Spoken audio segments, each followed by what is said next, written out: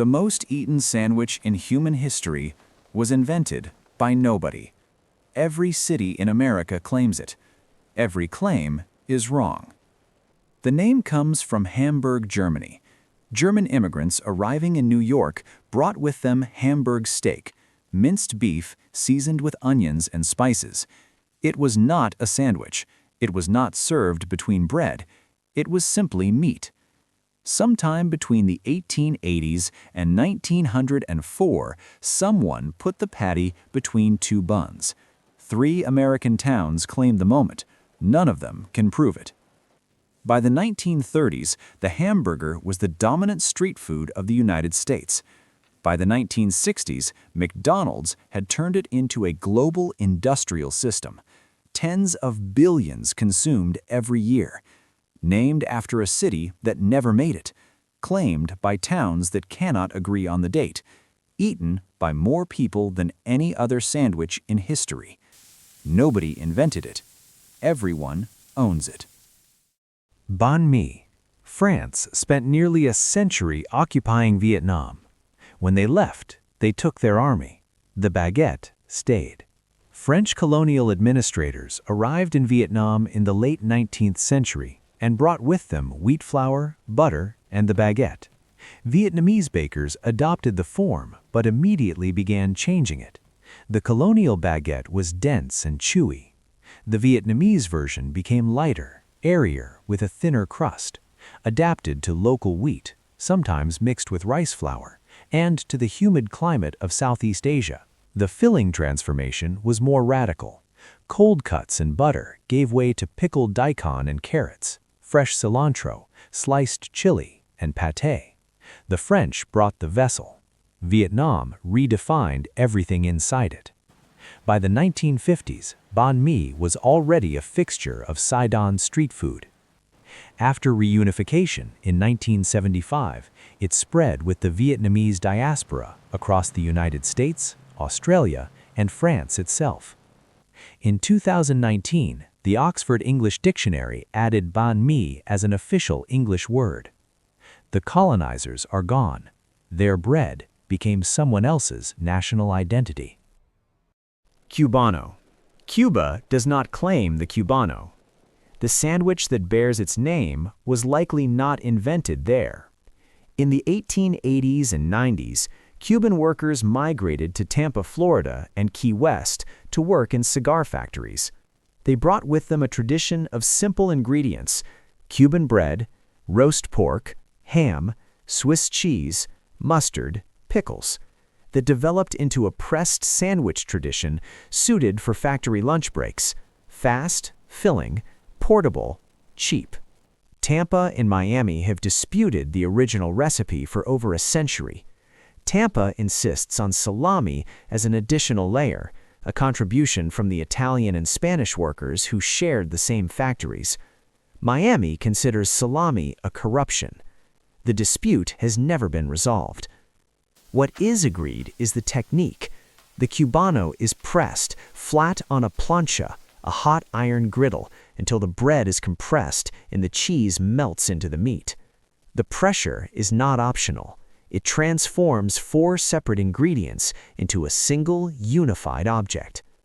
In Cuba, the sandwich exists in simpler forms, but was rarely called Cubano. The name belongs to the immigrants, not the island. The sandwich left Cuba before it had a name. It found one in Florida. Croque Monsieur, a grilled cheese sandwich with a French name and a surprisingly recent history. The Croque Monsieur appeared on a Paris cafe menu for the first time in 1910, decades after the Eiffel Tower. The name translates literally as Mr. Crunch. The construction is specific: white bread, ham, Gruyere cheese, assembled and either grilled or baked until the top layer caramelizes. In its classic form, the bechamel is what separates it from an ordinary toasted sandwich. The origin of the name is undocumented. One persistent story claims a Paris cafe owner invented it by accident when a worker left his lunch too close to a radiator. The story is almost certainly fabricated. No original creator or definitive recipe has been preserved. What survives is the variation. Add a fried egg on top and the sandwich becomes a croque madame. The egg is the defining difference between Monsieur and Madame. French culinary tradition considers this sufficient to warrant an entirely new name. The croque Monsieur has been on Paris cafe menus for over 100 years. Nobody knows who made the first one. The club sandwich has 3 layers of bread. Nobody has ever agreed why. The earliest documented reference appears in Good Housekeeping magazine in 1899, a double-decker sandwich with turkey, bacon, lettuce, tomato, and mayonnaise. The third slice of bread in the middle is described without explanation, as if its presence required none. 2 origin stories compete. The first places it in the clubhouses of wealthy Americans in the late 19th century, hence the name. The second attributes it to the galley of a private club car on a railroad train. Neither story is supported by documentation beyond the name itself. The triple-decker construction creates a structural problem. 2 layers of filling require the middle slice to act as a divider, preventing the contents from compressing into a single mass. It is an engineering solution presented as a culinary tradition. By the mid-20th century, the club had become a standard item on hotel menus across the United States and Britain. It remains one of few sandwiches with a widely recognized cross-section, 4 triangles, each held together by a toothpick. The third slice of bread exists because someone put it there. The reason did not survive. Reuben. 2 cities claim to have invented the Reuben. Neither has conclusive proof. The first claim comes from Omaha, Nebraska. In 1925, a grocer named Reuben Kulikovsky allegedly created the sandwich during a late-night poker game at the Blackstone Hotel. Corned beef, sauerkraut, Swiss cheese, and Thousand Island dressing on rye bread, grilled until the cheese melted. The hotel's owner later put it on the menu. This version is supported by the testimony of Kulikovsky's son, recorded decades after the fact. The second claim comes from New York City. Arnold Reuben, owner of Reuben's restaurant on Broadway, claimed to have invented a different sandwich, also bearing his name, sometime in the 1910s.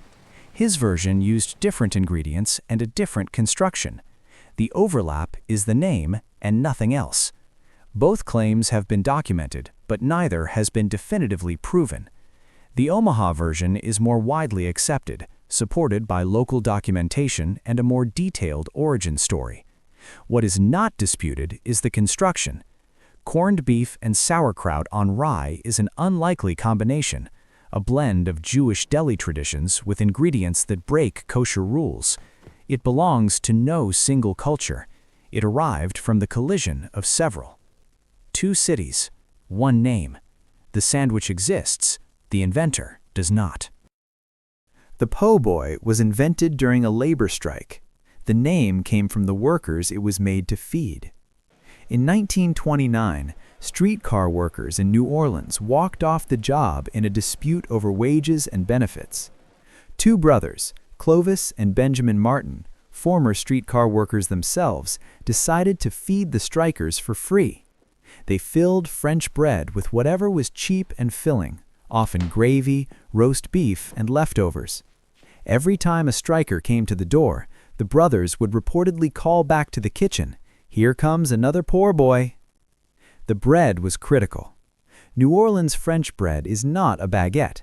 It has a thin, crispy crust and an exceptionally light, airy interior, a result of the city's humid climate affecting the fermentation of the dough. The po' boy is defined by this bread. The strike ended. The sandwich stayed. Shrimp, oyster, roast beef, and debris, the scraps of meat that fall into the roasting pan, became standard fillings.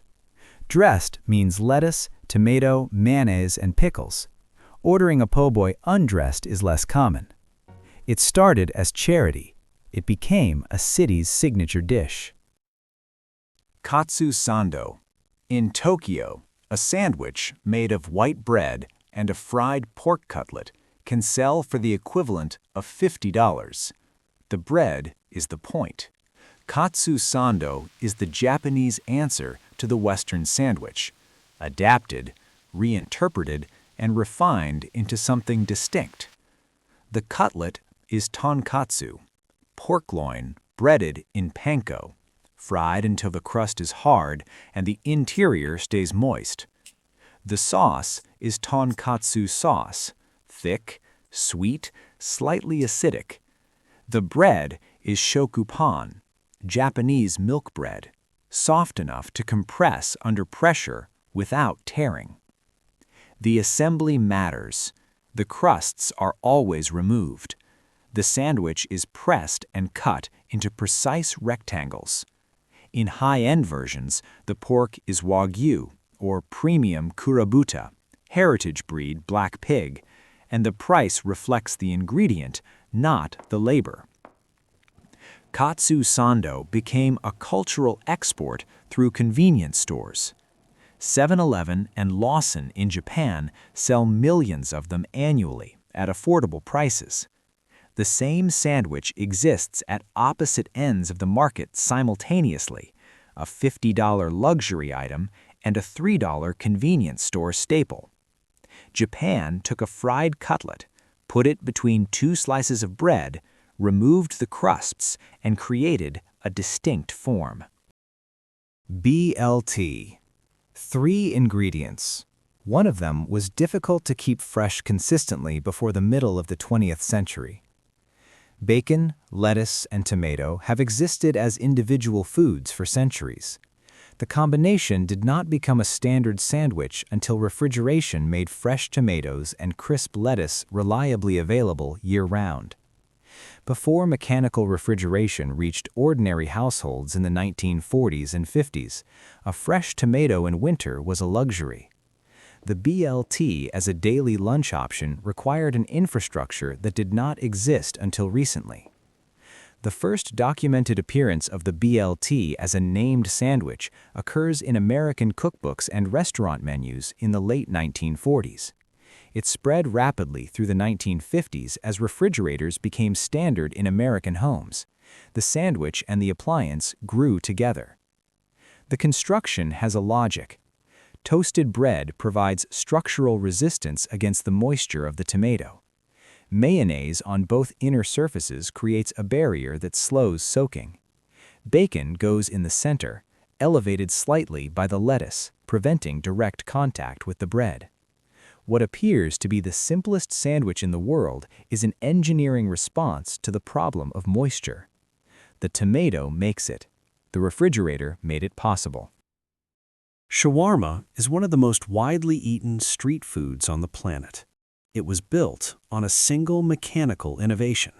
The vertical rotisserie, meat stacked in layers on a rotating spit, cooked by heat from the side, emerged in the Ottoman Empire in the 19th century. The method allowed large quantities of meat to cook slowly and evenly, with the outer layers continuously sliced off as they finished. Before this, cooking meat for crowds required either a large flat surface or an open fire. The vertical spit significantly changed the economics of street food. The name ultimately derives from the Turkish word çevirme, meaning turning. From the Ottoman Empire, the method spread across the Middle East, North Africa, and eventually the world. In Turkey, it became doner kebab. In Greece, it became gyros.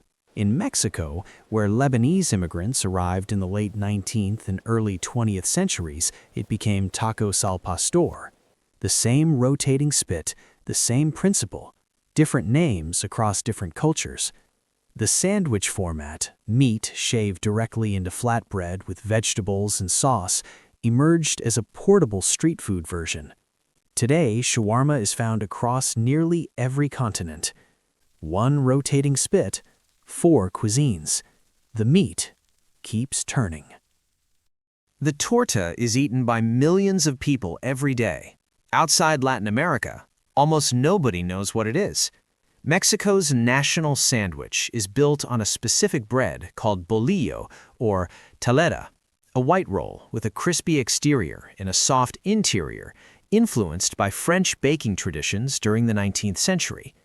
The bread arrived with European bakers and techniques. Within decades, Mexicans had transformed it into the foundation of street food culture. The fillings vary by region and defy categorization. A torta ahogada from Guadalajara is submerged in chili sauce until the bread begins to dissolve.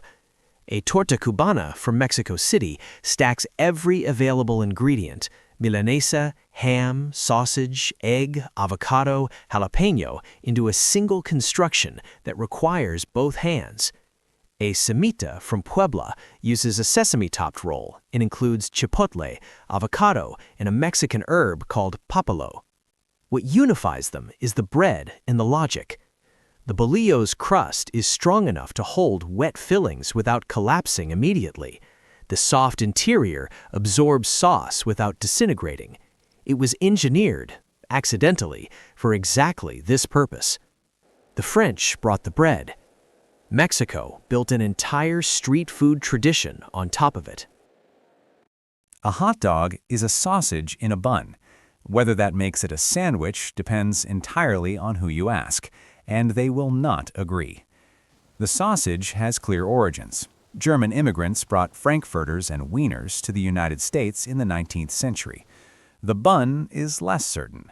The most documented account places it at the 1904 St. Louis World's Fair, where a sausage vendor named Anton Feuchtwanger allegedly ran out of gloves for customers to hold the hot sausages and began using bread rolls instead. The story is plausible and unverified. The classification problem is genuine. The New York State Department of Taxation ruled in 2011 that a hot dog is a sandwich for tax purposes. The National Hot Dog and Sausage Council, which is a real organization, stated in 2015 that a hot dog is not a sandwich. Their reasoning: the bun is connected on one side, making it a single piece of bread, not two. By this logic, a submarine sandwich is also not a sandwich. The argument has no bottom. The hot dog is eaten at baseball games, street corners, and state fairs across America. It has a bun, it has a filling, it has spent a century refusing to be categorized. Call it what you want. It does not care. Unique fact. In the 17th century, the English naturalist John Ray traveled through the Netherlands and recorded a small detail that most people would have ignored. In Dutch inns, he noted, thin slices of cured beef were eaten with bread and butter, the meat placed directly on top. It was simple, portable, and required no utensils.